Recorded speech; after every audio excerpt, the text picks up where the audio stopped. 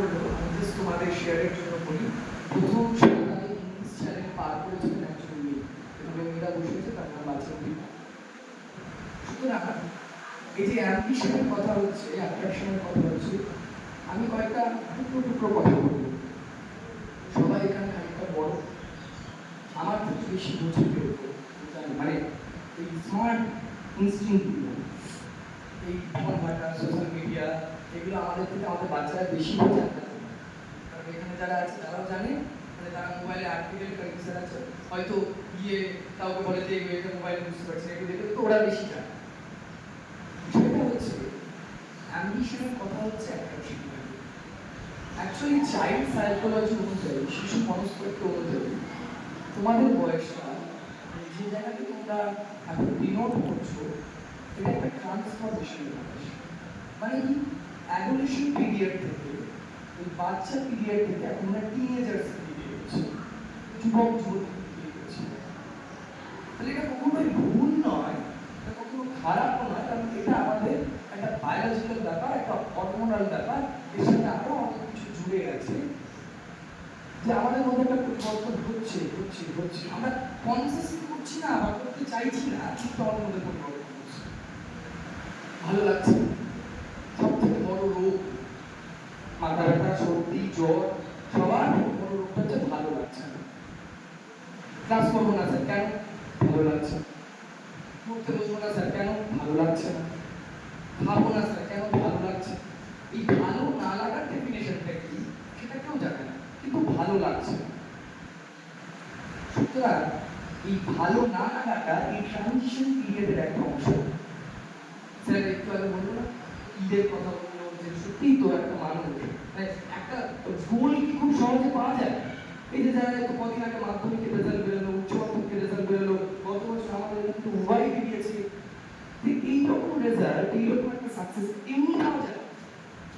আমার কোনো স্যাক্রিফাইস থাকবে না, আমার কোনো ত্যাগ থাকবে না। স্যার একটা খুব সুন্দর কথা বলেন, বলতে গিয়ে বারবার মনে পড়ে যে যে ওই লক্ষ্যমাত্রাটার দিকে এগোবে, পৌঁছবে, তার একটা আলাদা অরা থাকে। তাকে দেখে মানুষ ফিল করবে, তাকে দেখে মানুষ বুঝবে যে এর মধ্যে কিছু একটা আছে, করবে। আমরা কি আমাদের দিকে সেটা বোঝার কাজ কিন্তু সবার আগে আমাদের, আমার নিজে, যে হ্যাঁ আমি কিছু একটা করতে পারি, আই ক্যান ডু ইট। এই সময়টা কমপ্লিমেন্টেড। কেউ আমাকে এসে বললো, স্যার আপনাকে দেখতে বেশ করতে লাগছে, বলো না,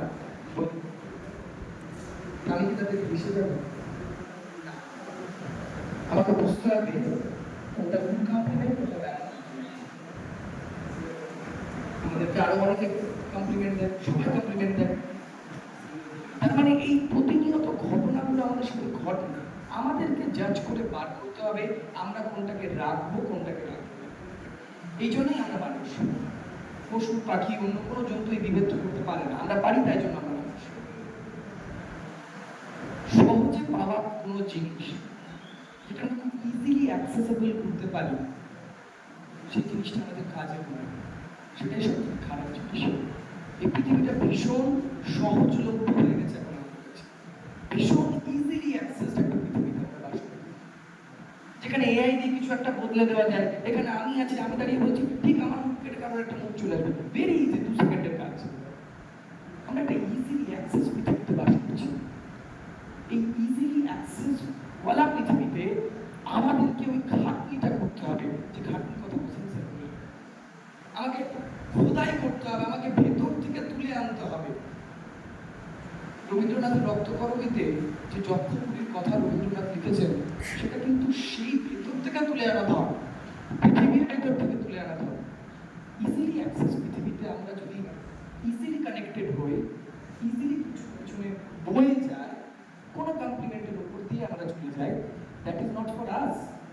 তাহলে আমাকে বুঝতে হবে যে সেখানে কিছু একটা ভেজাল আছে। আরেকটা, আমি জানি এটা বলা উচিত বা বলা উচিত না, কিন্তু আমার বলা খুব প্রয়োজনীয় বলে মনে হলো বলে রাখবো। এনসিআরবি রিপোর্ট 2019 সাল, মানে যেটা সেন্ট্রাল ক্রাইম সংস্থা আমাদের, তারা বলছে